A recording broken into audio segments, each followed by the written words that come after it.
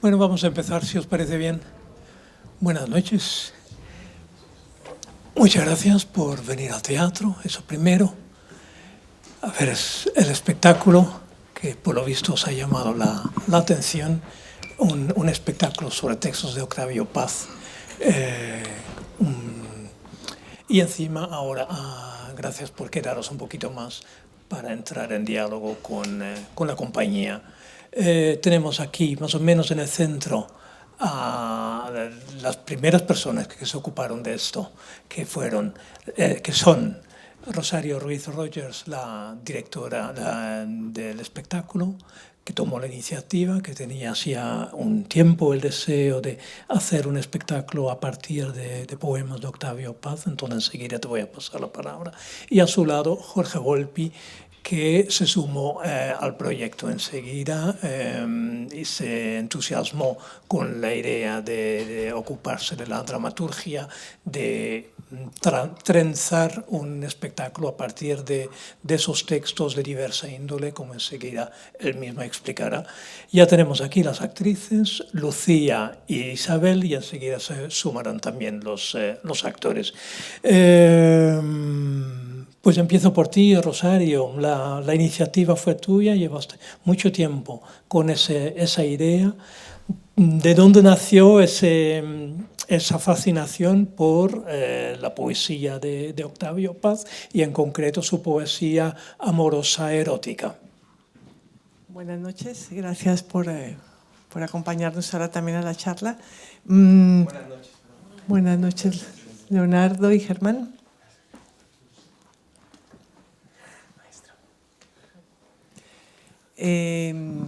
Bueno, cuando hacemos cosas en teatro, imagino que también en música, en la danza, pues hay puntos de la vida de uno, momentos de cosas que le atraen más que otras. Eso, bueno, es como hay una tendencia, un nervio que siempre le lleva a uno por un camino cuando quiere contar cosas, y yo creo que también es parte de por qué uno se dedica al oficio artístico, ¿no?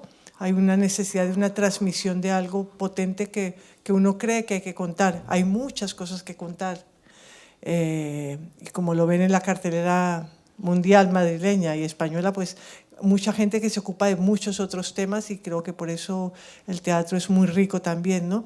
Y bueno, yo simplemente siempre me ha gustado leer la poesía, me gusta mucho la poesía, conecto con su modo de alguna manera abstracto y sintético, de alguna manera sin entender con la cabeza, sino uno lee imágenes en la buena poesía y esas imágenes pues le resuenan en el cuerpo, es lo máximo que puedo decir. Y a mí me gustan muchos poetas y muchos hombres, mujeres y poetas antiguos y de ahora, y el caso de Octavio Paz, bueno, me cogió un momento de la vida en que pensaba que algo así pasaba también por mi cuerpo, y era mucho más joven que ahora, y ahora, como digo en el programa de mano, agradezco que me haya pillado un poco más mayor este montaje, porque creo que ahora he madurado muchas más cosas sobre lo que él dice y cómo se relaciona él con esos tres estados del ser humano, el sexo, el erotismo y el amor. Y luego, bueno, a partir de ahí conocí a Jorge, que ha sido como un regalo del universo. Sí, Jorge Volpi, mexicano, un gran conocedor de la obra de Octavio Paz y de la vida de Octavio Paz. Entonces nos pareció la persona indicada para ocuparse de la dramaturgia sobre una historia, bueno, no, una historia no del todo, pero sí un espectáculo donde se puede ver el amor y el erotismo, la sexualidad en diferentes fases vitales, la juventud, la edad madura y la senectud, la vejez. Cuenta, Jorge, cómo... Pues muchas gracias, Ronald, y muchas gracias a todo el maravilloso equipo de la Abadía. Y no, el regalo del universo fue para mí, encontrarme con Rosario, que esta historia sobre el amor hace que sea también una historia de amor ya aquí entre todos los que estamos aquí enfrente. Muchas gracias por venir hoy y muchas gracias por quedarse. Pues en efecto, cuando Rosario me sorprende diciéndome que me invitaba a escribir la dramaturgia de este proyecto que ella llevaba muchísimos años acariciando, de convertir la poesía amorosa de Paz en un espectáculo escénico, pues me pareció una gran idea y un gran desafío. Releí toda la poesía amorosa de Paz, bueno, casi toda la poesía de Paz, y me pareció que la única manera de entender o de poner en escena la poesía era complementándola con dos cosas. Por un lado, si la poesía es en algún sentido esa práctica verbal amorosa de Paz sobre amor, sexo y erotismo, era necesario también saber su teoría del amor. Como ustedes saben, y se dice aquí en escena, Paz, ya muy cerca del final de su vida, decidió escribir uno de sus más hermosos ensayos, La llama doble, precisamente sobre el amor, que es su gran teoría del amor. Entonces, había que imbricar y tratar de tener, por un lado, los poemas amorosos de Paz y la teoría amorosa de Paz que va complementándola. Y luego me pareció que asimismo se necesitaba que esa poesía cobrara también la historia misma de Paz. Entonces, Paz tuvo seguramente más, pero 3 grandes historias de amor en su vida, y esas historias de amor fueron las que lo motivaron a escribir sus poemas amorosos y eróticos, y que los motivaron también a escribir La llama doble. Entonces me parecía que había que contar un poco esas historias de amor, la historia de juventud con la gran escritora mexicana Elena Garro, esa historia de amor pasional, turbulenta, hoy tal vez diríamos tóxica, que hubo entre 2 grandes creadores mexicanos en su momento. Luego una historia que se conoce mucho menos, también en México es muy poco conocida, la historia con la artista italiana Bonatti Bertelli, que era la esposa de uno de los amigos de Paz, del poeta André Pierre de Mandiargue. Y por último, el gran amor de los últimos años de Octavio Paz, Marie-Jo Tramini, que llena por completo la vida de Paz en sus últimos años. Y se entreveran también entonces los amantes que tuvieron a su vez Elena Garro, aparece Bioy Casares, o la propia Bona que tuvo a Francisco Toledo, otras 2 figuras clave del mundo cultural latinoamericano. Y finalmente decir que una vez ya pensado todo esto, me pareció que en esta ocasión no debía haber ni un solo texto mío en realidad, sino que todo era una especie de rompecabezas, de puzzle, de collage, a partir de textos de todos los protagonistas. Los poemas amorosos de Paz, La llama doble de Octavio Paz, cartas entre los distintos protagonistas, las que se han publicado, las que son accesibles, entrevistas, testimonios, poemas de Elena Garro o de André Pierre de Mandiargue, declaraciones de todos ellos, para tratar de armar pues, esta historia que pudiera ser al mismo tiempo, y ser el gran desafío también con Rosario, abstracta, una gran reflexión y un gran juego sobre el amor que lo hacen maravillosamente los actores y las actrices que están aquí con nosotros, y también contar de alguna forma la vida amorosa de Octavio Paz. Pues enseguida os vamos a dar a vosotros la palabra para que hagáis preguntas o comentarios de lo que habéis visto o entendido, no entendido. Primero, brevemente, quería dar también la palabra a los actores y las actrices. ¿Cómo se vive esto en el día a día? Encarnar ese puzzle, esos retazos de vidas, de poemas, de un ensayo sobre el amor. ¿Cómo se encarna eso un día tras otro entre 4 personas, cada uno con su temperamento? Hola, buenas noches. Bueno, pues ha sido un proceso muy intenso de creación, la verdad. Ahora nos lo pasamos muy bien y lo disfrutamos mucho, pero claro, juntar, o mejor dicho, nosotros transitar todos esos diferentes planos, que tuviera sentido para nosotros internamente como actores, encontrar los conflictos, las acciones, incluso las transiciones de pasar de un ente a otro, ¿no? Del ente de los amantes, que son como unos trasuntos, unos arquetipos, a pasar a los personajes que fueron reales y volver a pasar a los amantes. O sea, hay todo un ejercicio que realmente ha sido un proceso bastante delicado, de mucho respeto por la palabra también de Octavio Paz y de todos, como bien ha dicho Jorge, de las cartas, la palabra de los distintos personajes, que son palabras reales.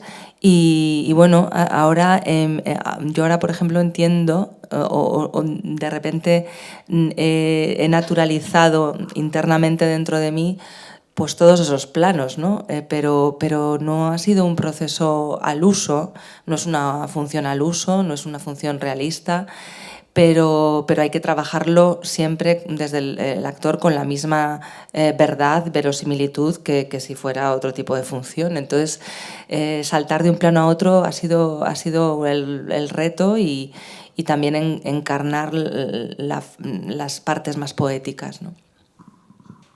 Isabel. Sí, bueno, buenas noches a todos. Yo creo que lo más complejo, a lo que a mí me resulta más complejo todos los días, lo que decías, es mantener esta tensión o esta pulsión que necesita esta obra para cada conflicto, para cada escena, para cada poema exacto en un punto. Y es difícil porque, bueno, pues cada día estamos diferentes y yo creo que requiere de ese arranque. Pero bueno, nos lo estamos pasando muy bien y cada día vamos encontrando cosas diferentes y ahí estamos. No sé, ¿qué opinan mis compañeros? Leonardo, que a diferencia de los demás, solo interpretas a un personaje, que es el propio Octavio Paz. Bueno, sí y no. Bueno, justo ha sido un proceso muy singular para mí específicamente, siendo mexicano, encontrar la teatralidad de mis compañeras, de mi compañero actor, cómo enganchar, cómo hacer un solo ente, ¿no? en esta obra tan coral, ¿no? Pues de estar tan pegados.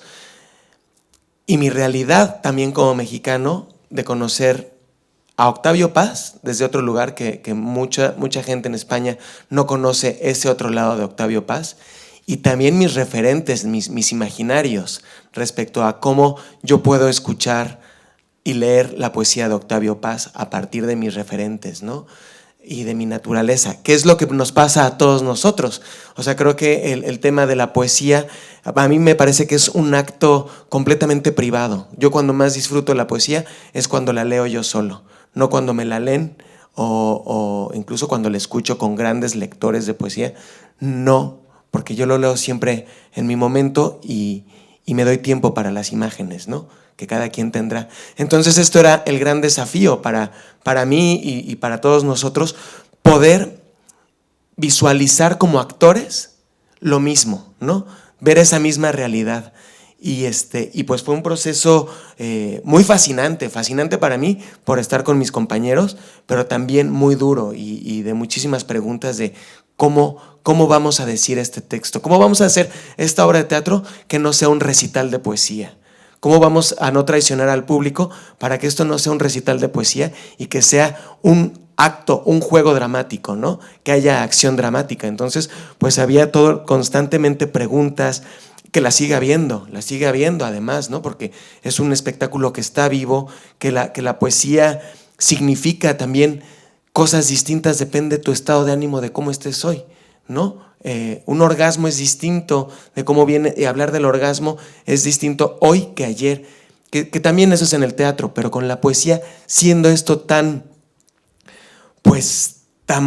onírico, tan volátil, tan surrealista, pues tiene que existir una complicidad entre nosotros como actores para realmente creernos lo que nos estamos diciendo, ¿no? Entonces, pues es un experimento y es un juego y es muy divertido y es muy potente, y hay veces que decimos, ¿qué pasó? ¿No? ¿Qué pasó hoy con estos 4 seres que están parados diciendo unos versos, ¿no? Sobre lo que es el amor? Y a veces estamos más conectados y a veces no, pero pues es lo que pasa con este texto de Octavio Paz, que también quiero decir que cuando Volpi me presenta el texto, le digo, oye, pues está muy chingón esto, pero chingón es bueno, pero ¿cómo lo vamos a hacer, no? Y ahí solo levanta así sus cejitas, así. ¿No? Eso a mí no me toca, le toca a Rosario, ¿no? Entonces, pues bueno, básicamente eso. Germán, precisamente, pues Leonardo acaba de decir mencionar 2 veces una palabra que yo creo que es clave para este trabajo, pero quizá para el teatro en un sentido más amplio, que es el juego. No sé si tú también sientes importante en esta función en concreto la importancia de jugar más allá de la sensualidad, la riqueza literaria, el juego. Claro, hola, buenas noches. El trabajo ya está hecho, hemos estado en la mina picando, buscando, nos hemos perdido, nos hemos encontrado, pero ahora cada día, cuando estamos ahí detrás a punto de empezar, que nos damos el típico abrazo de compañía y tal, es como salir un poco al ruedo y encontrarnos y intentar pegarnos el viaje. El viaje es encontrarnos...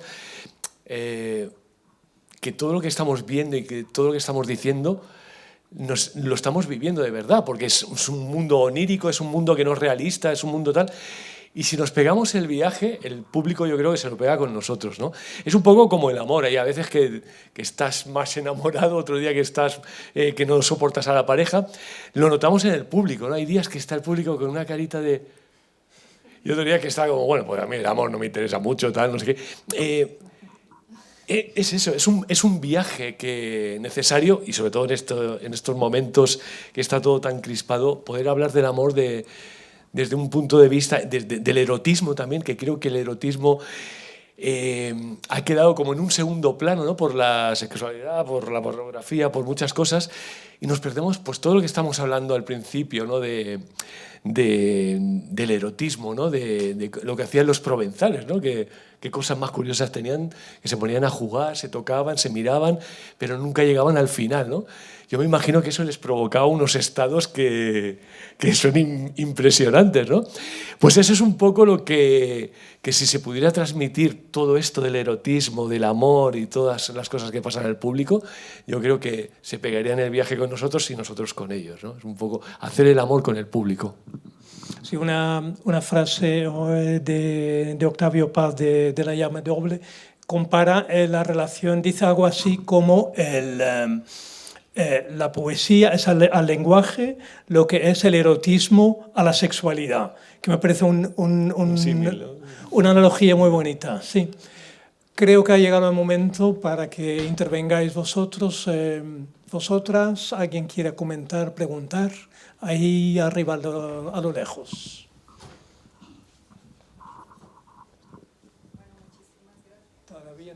Hola, ¿ya? Sí. Bueno, ante todo felicitaros, excelente trabajo para todos y cada uno de ustedes como un equipo.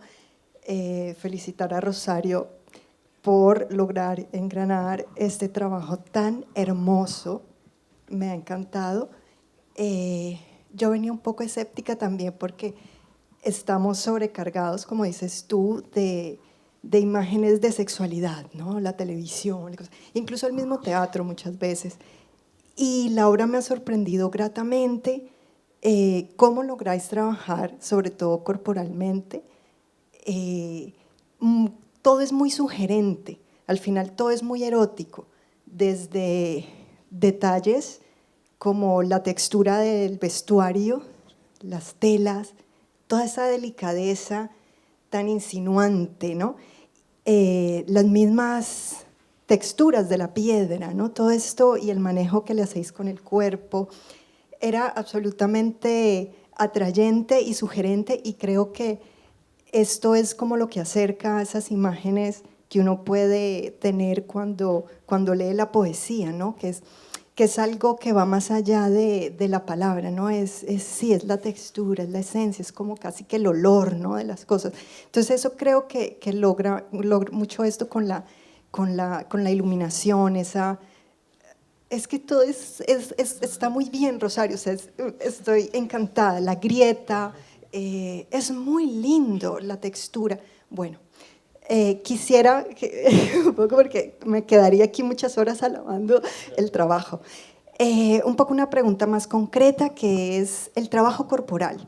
Quiero un poco indagar en cómo fue esa búsqueda, cómo se llegó a concretar todo este trabajo ya más, no, porque creo que es la pregunta de, bueno, ¿cómo vamos a trabajar este erotismo, ¿no? Que creo que es algo interesante. Quiero que me habléis un poco sobre eso, el que quiera responder. Gracias. ¿Cómo es tu nombre, perdona? Soy Adriana Henao. Hola, Adriana, gracias. Sí, a ver, Ronald lo sabe porque lo primero que dije, yo necesito una ayudante de dirección que conozca la danza. Fue lo primero que pensé, ¿no? Y nosotros teníamos una compañera en un montaje que se llamó Antropoceno en el año 2020, más o menos, 19-20. Ella se llama Katia Humenyuk. Katia es una chica ucraniana que ya vive aquí en España y tiene un trabajo físico con la danza contemporánea muy, muy bueno. Y entonces, bueno, dije, si Katia me acompaña, yo le voy a decir lo que yo presiento que puede ser el movimiento, y ella me fue acompañando. También me ha venido otra persona que es una maestra aquí en la casa, que es María del Mar Navarro. Ella nos ha dado una especie de coach durante unos días que ha sido muy importante para nosotras. Pero como les decía justamente hoy a los actores, a la compañía, no hay nada del movimiento que no nazca de lo que dice Octavio Paz en su poesía. Todo nace de su poesía. Todas las imágenes que ves es porque estaban en los poemas y pues hay mucha naturaleza en sus poemas, muchísima.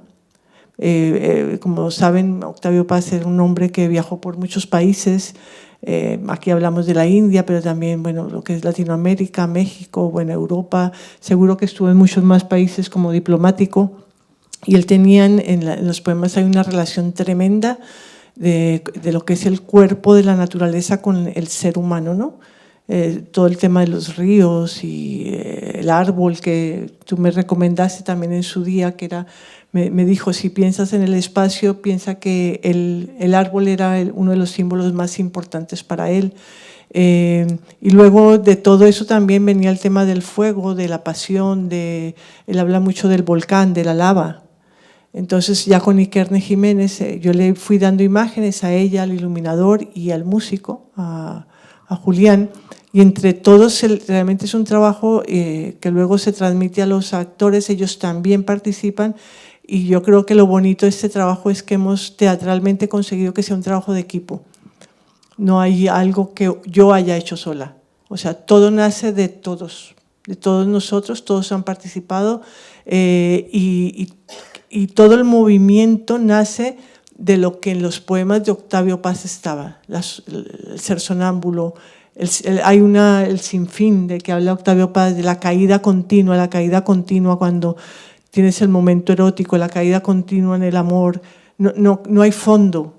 Entonces, nada, levemente unas caídas, y empezamos así a trabajar también con el hecho del magma del volcán, y fueron saliendo cosas que lo que intentamos en su momento fuera que fuera muy teatral, que no fuera de danza, porque no somos bailarines, nosotras somos actores, y luego, bueno, pues se ha ido constelando yo creo con la colaboración de todos, que el movimiento tuviese acción interna, que es muy importante en el teatro, o sea, fundamental, hay un mapa de acción interna para poder trabajar. Creo que es por ahí. Gracias, Adriana. Muchas gracias. ¿Preguntas, comentarios? Sí. Yo Espera un momento que está falta la simbología del pájaro. Grabamos esto, entonces luego se oirá mejor. Bueno, yo disfruté mucho de la obra. Me encantó volver a escuchar a Octavio Paz y además me reafirma en que se puede hacer de cualquier cosa teatro y que eso es mágico. Y bueno, el árbol atrás me encantó y me hizo pensar mucho en La Puerta del Prado de Cristina Iglesias y quería tener pistas sobre el pájaro, la cama pájaro. Sí, la tela que está atrás, este fondo atrás, que el diseño, el concepto de Ikerne es más instalación que decorado, ¿no?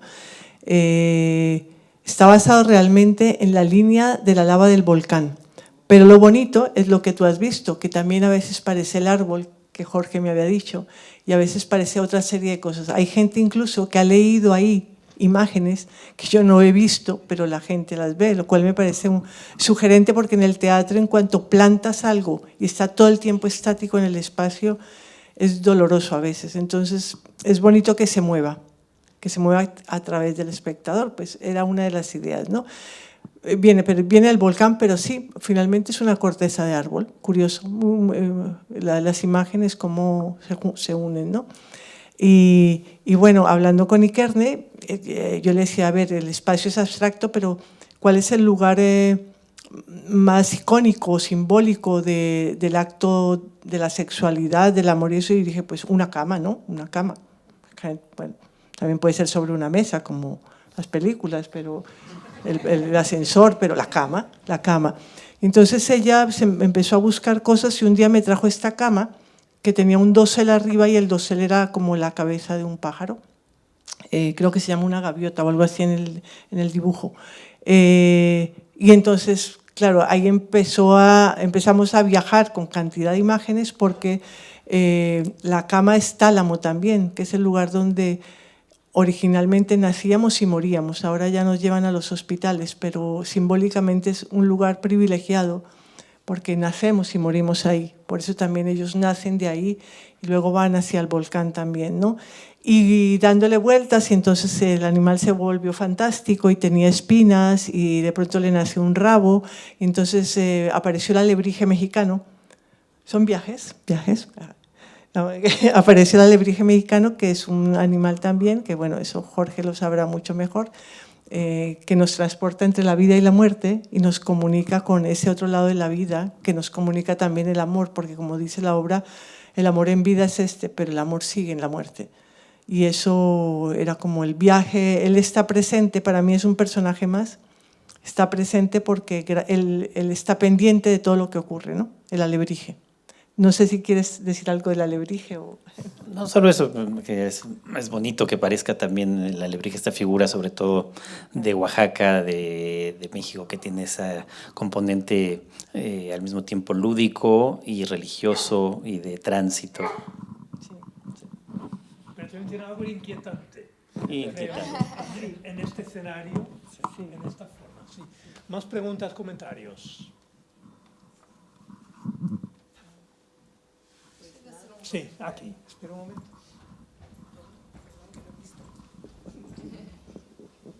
Bueno, fue muy grato, muchas gracias y muy versátil. Lo primero que podía ver esto del trabajo corporal, un trabajo con contact muy interesante, nacer desde allí fue muy valioso.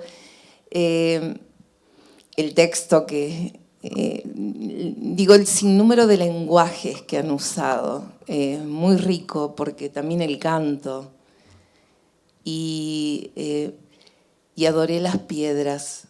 Digo, ese piso que el escenario que suele ser con tanta quietud de recepción, esto tenía, un movimiento tan interesante que lo han podido colocar en sus cuerpos.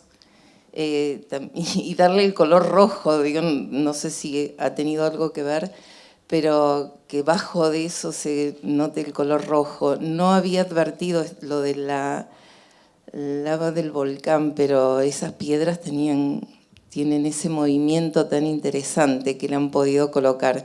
Me encantó y para mí era fuego lo que subía por... Sí, muy interesante. Muy interesante la conjugación de lenguajes y bueno, el texto, maravilloso. Muchísimas gracias.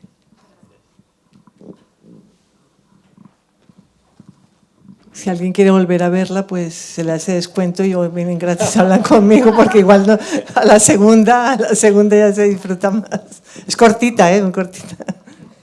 Bueno, enhorabuena a todo el equipo, que además sabemos que hacer teatro es algo, bueno, un gran trabajo. Me sumo a todo lo que han dicho las compañeros del público y quería hacer una pregunta, igual es como demasiado personal, o sea que dejo un poco abierto a quien queráis responder. Me gustaría, ya que se pasa como por los 3 estadios un poco, ¿no? Del amor, el erotismo, la sexualidad y demás, como un amor más joven, una edad más media y una edad más anciana, o más, bueno, más cercana a lo anciano, me gustaría preguntaros qué habéis encontrado de común y qué habéis encontrado a los actores, también a Rosario, obviamente, y a Jorge en la dramaturgia, que me interesa como todas las partes. ¿Qué habéis encontrado de común, pero también de diferente? Y sumándolo con esto, igual, o sea, viendo un poco todo lo que trata Octavio, que sí que hay como una diferencia en tiempo, en el entendimiento de amor. Hemos dicho que ahora mismo estamos menos en el erotismo y estamos más en hipersexualización y demás, y como en el amor un poco líquido, que es como muy rápido. En realidad me gustaría también ver qué diferencia habéis sentido con esa diferencia en el tiempo, de cuando Octavio estaba sintiendo esto a como ahora. ¿Cómo lo recibís vosotras como actrices en el 2025? No sé, ¿me he explicado? ¿Qué habéis encontrado como común y qué os distancia? Toma, es grande, pero... Ay, gracias. Hay que pensar, ¿eh?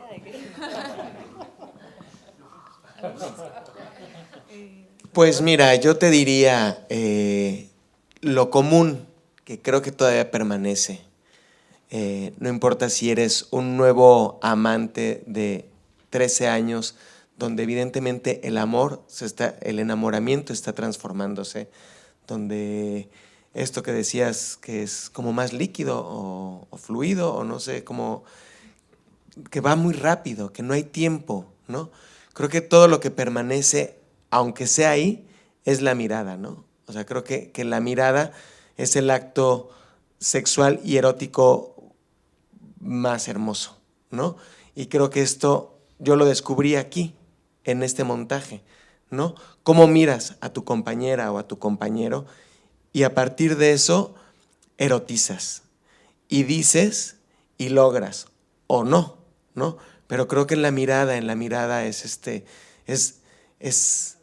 el arranque, es el enganche, ¿no? Y puede haber Mira, les te voy a decir una cosa que igual es personal y a ver si mis amigos no se enojan. Nosotros cuando estamos allá atrás, antes de entrar al escenario, nos damos un abrazo y lo que decimos es polvo cósmico, ¿no? O sea, esa es como nuestra frase para entrar y lo que tenemos ahí y el juego y el laboratorio breve que tuvimos fue cómo vamos a hacer este acto erótico sin mostrar los cuerpos, sin que se vean los testículos, el pene ahí, ¿no? Con el público aquí, porque también eso al espectador lo pone en un lugar que estás pensando más en el actor o en la actriz que en lo que está pasando, ¿no? Entonces fue como un trabajo de investigación y lo fuimos logrando. Entonces, bueno, pero llegando a esto, pues esta obra es un lugar de reflexiones, ¿no? De qué es lo que permanece. Entonces, también el momento de cómo dos abuelos, aunque no eran abuelos en ese entonces, pero como para darle otro dramatismo también a la obra, cómo se aman, cómo se erotizan la gente mayor. ¿Por qué hemos llegado a un lugar en que pareciera que es ridículo ver a dos viejitos besarse en la boca, ¿no? O estarse ahí ¿no? ¿Y por qué lo tienen que hacer escondidas, ¿no? Entonces era como un laboratorio y parte de la corporalidad también, que es esta chica Katia, pero también Rebeca, que fue nuestra coach, nuestra coordinadora de intimidad, también nos enseñó otra corporalidad de cómo aproximarnos con nuestras compañeras, ¿no? Para que todos y todas nos sintiéramos a gusto y cómodos y en confianza, y eso también ayuda a tener una corporalidad de cuando tú ves el contact, sabemos que podemos tocar y que no está pasando, o sea, que estamos contentos y estamos felices. Entonces, pues bueno, no sé si te contesté o tal vez un pedacito de tu pregunta, pero bueno, ahí está. No, decir solo lo de la coordinación de intimidad, que ha sido también un proceso de las pocas veces que bueno, se están implementando en el teatro. Se hace mucho en el audiovisual y Rebeca Medina pues ha hecho todo un trabajo porque, bueno, pues nosotros en el teatro estamos acostumbrados de, venga, va, ya lo hago, yo me tiro para adelante, ¿no? Pero esta era una obra que requería unos ciertos pasajes y tal.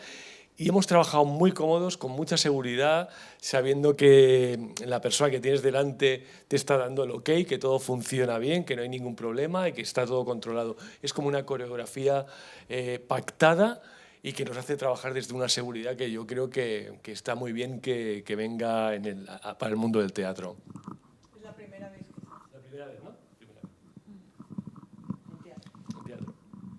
Pues poco a poco vamos a llegar al final. Aquí una última pregunta o comentario. Adelante. ¿No está encendido este? ¿Encendido? Sí, ya. Que felicidades por el espectáculo a todo el equipo. He intentado ser la última porque me voy a salir un poco. Tengo una curiosidad personal sobre la relación que mantuvo Octavio con su hija Elena, que creo que también fue escritora, que sale puntualmente el embarazo y esa amenaza de te la voy a quitar, no la vas a ver. Creo que fue una relación bastante compleja entre los dos progenitores, pero no sé muy bien si él ha dejado cosas escritas sobre su amor de padre, no sobre otros amores que se han visto en la obra. Sí, la relación entre Octavio Paz, Elena Garro y Elena Paz Garro fue muy compleja. Ese triángulo fue siempre muy complicado. La parte de la relación entre Octavio y Elena se ve un poco bastante claramente aquí. Era una relación, se conocieron muy jóvenes, en efecto, tenía 17 Elena cuando conoce a Paz y Paz era muy poco mayor. Los dos se casan para venir al Congreso de Escritores Antifascistas de Valencia, aquí en España. Y luego duran muchísimo hasta el divorcio, que es muy tardío, pero con muchas separaciones, con muchos intentos de ser pareja abierta, con muchos amantes en el camino y con mucha dureza en muchos momentos, también propia de la época. El nacimiento de Elena, por supuesto, como se ve ahí, sí, complica las cosas. Y sobre todo a partir, digamos, del año 68 es clave en la ruptura ya más radical entre Paz, Elena Garro y Elena Paz Garro. En el 68 es el movimiento estudiantil, Paz renuncia a la Embajada de México en la India y Elena, en cambio, que estaba en México, viviendo en una paranoia tal vez con cierta razón, pero aún así ella acusa a casi todos sus amigos intelectuales de ser quienes motivaron el movimiento estudiantil del 68. O sea, hay una especie de ruptura radical y a partir de ahí la relación entre ellos ya va a ser de una tensión absoluta. Elena Paz chica siempre queda del lado de la madre. Viven juntas durante muchísimo tiempo, incluso cuando Elena Paz ya es mayor.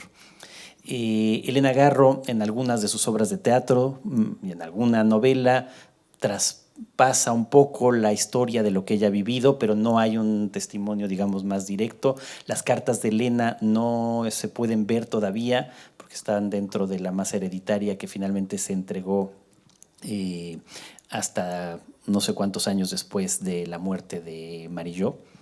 Entonces no se pueden consultar, pero más o menos se sabe cuál era esa historia. Elena Paz Garro también fue escritora y ella tiene ahí sí muchos testimonios sobre su madre, sobre su padre, algunos de una dureza inaudita, alguno está recogido aquí en la obra. Y finalmente muere Paz y luego van a morir sucesivamente, primero Elena Garro, luego muere Elena Paz Garro y luego finalmente Marillo. Entonces desaparece, digamos, todo este mundo.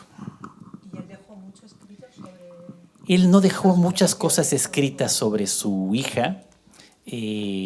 Siempre hubo, digamos, versiones encontradas. En México ahora esta es casi una especie de guerra cultural. Hay quienes creen absolutamente lo que dejó dicho Elena, hay quienes creen absolutamente lo que decía Paz. Como toda relación amorosa, todo esto es bastante más complicado, pero en México hay casi una guerra cultural al respecto.